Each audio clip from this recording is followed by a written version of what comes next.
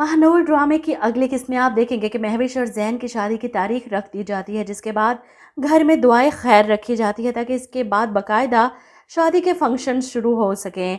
महविश और इसकी पूरी फैमिली इनवाइटेड है। इस तरह मदीहा बेगम ने अपना पूरा सर्कल बुला रखा है इस दुआएं खैर में। लेकिन जैन को इस तरह उतरी हुई सूरत के साथ देखकर वो परेशान हो जाती हैं कि बेटा क्या बात है, जो कुछ भी कर रही हूँ तुम्हारी खुशी के लिए कर रही हूँ, तुम खुश क्यों नहीं हो जैन। ऐसे में जैन बेबसी से अपनी माँ को देखता है कि वो कैसे बताए कि इसकी खुशी किस में है। वो इस वक्त कुछ नहीं कह सकता क्योंकि शादी की तारीख रख दी गई है। आज घर में मिलाद है। ऐसे में आसिया महानूर से कहती हैं कि मदीहा बेगम को मेरी ज़रूरत होगी, मैं उनके घर के काम कर देती हूँ, आज बहुत से लोगों ने आना है।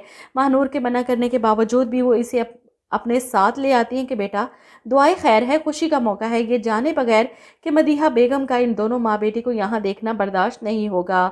लेकिन फ़िलहाल घर के काम में सहूलत हो जाती है, इसीलिए चुप कर जाती हैं। महानूर को अपने सामने देखकर जैन फिर से डगमगा रहा है। महानूर से पूछना चाहता है कि आखिर जफ़र भाई रात को इससे क्या बात करने आए थे, लेकिन बड़े भाई के झूठ ने इसे अपनी ही नज़रों में गिरा दिया।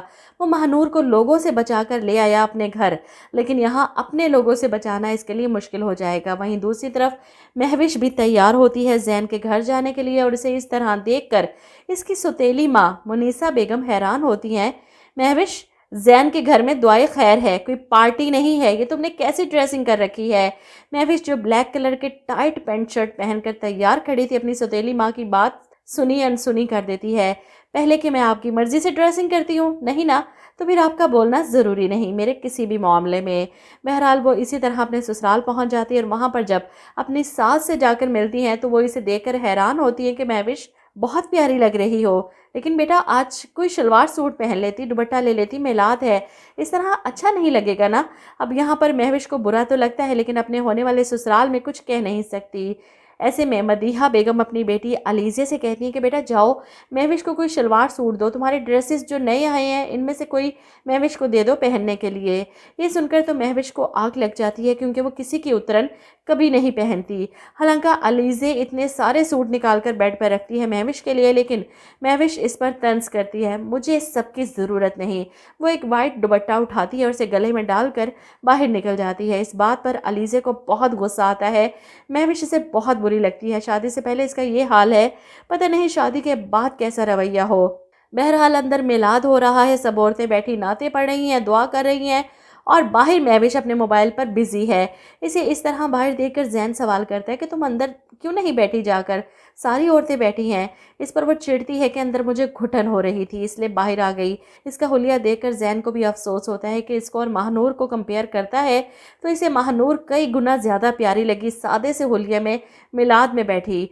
बहरहाल जैन के कहने पर महविश दिल पर पत्थर रखकर अंदर जाकर बैठ जाती है, लेकिन अंदर भी इसके हाथ में मोबाइल ही है। ऐसे में महानूर की माँ जो इन सब औरतों को चाय पानी सर्व कर रही हैं, गलती से इनके हाथ से पानी महविश पर गिर जाता है। वो घबरा जाती हैं, लेकिन महविश बजाय इनकी उम्र का लिहाज करने उठकर खड़ी हो जाती है और चीखना चिल्लाना शुरू कर देती है, आपने अपने सर्वेंट्स को कोई मैनर्स नहीं सिखाए, इसने मेरी ब्रांडेड पेंट खराब कर दी।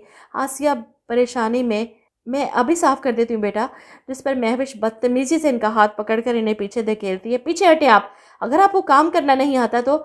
ऐसे में महानूर से ही बर्दाश्त कैसे होता। वो अपनी माँ को पीछे करती है और महविश का हाथ पकड़कर इसे पीछे धकेलती है। महविश आज तो जुर्रत कर ली है, आइंदा अगर मेरी माँ को हाथ लगाया तो तुम्हारा हाथ तोड़ दूंगी मैं। वो सबके सामने महविश को धमकी देती है और ये सब महविश कैसे बर्दाश्त कर सकती है। ख़ास तौर पर मदीहा बेगम कैसे बर्दाश्त करेंगे कि इनके होने वाली बहू को ये लड़की ऐसा कुछ कहे।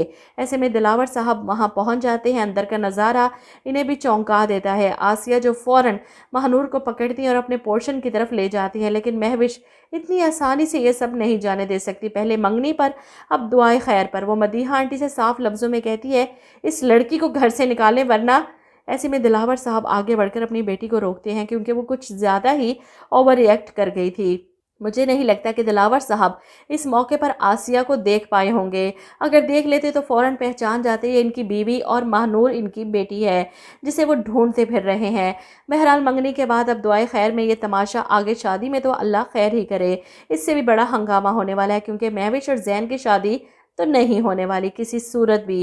इधर आसिया अनजाने में अपनी ही बेटी के मुंह से खुद को मुलाजमा कहने पर दुखी है और रोते हुए माँ नूर से कहती है, कभी कभी सच सुनना अच्छा नहीं लगता, ये सच कम वक्त बहुत ही कड़वा होता है।